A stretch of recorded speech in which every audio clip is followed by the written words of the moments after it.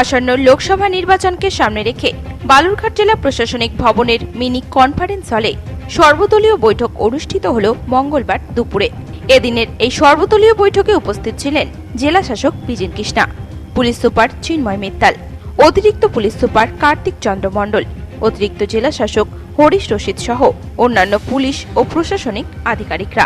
এছাড়াও বিভিন্ন রাজনৈতিক দলের সদস্যরাও উপস্থিত ছিলেন।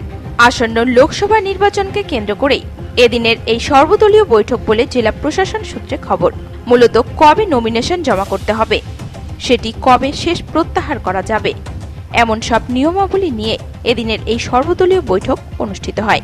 নির্বাচনের প্রচারে বা অন্য ক্ষেত্রে কি কি গাইডলাইন আছে তা মানা না হলে কি কি হতে পারে সেই সমস্ত বিষয় জানানো হয় রাজনৈতিক দলের প্রতিনিধিদের। এই বিষয়ে জেলা বিজেপির সাধারণ সম্পাদক বাপি সরকার জানান, আজকে ফার্স্ট অল পার্টির বৈঠক ছিল। নির্বাচনের দিন ঘোষণা হওয়ার পর স্বাভাবিকভাবে প্রতি বছরই যেটা হয়, এখনও পর্যন্ত আর পুলিশ অবজারভার এবং জেনারেল অবজারভার আসেন, ওনারা আবার মূল বৈঠক হবে। প্রাথমিক আমাদের কী কী করণীয় আছে সেই বিষয় নিয়ে ডিসকাস হয়েছে।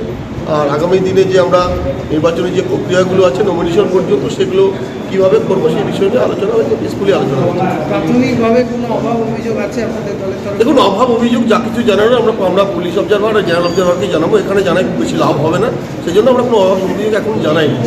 কি আছে অভিযোগ? অভিযোগ তো আছেই, অনেক অভিযোগ আছে, অবশ্যই আছে। আমরা যেখানে জানা জায়গা সেখানে অবশ্যই জানাবো। বালুরঘাট থেকে রিপন ভৌমিকের রিপোর্ট, নিউজ টুডে।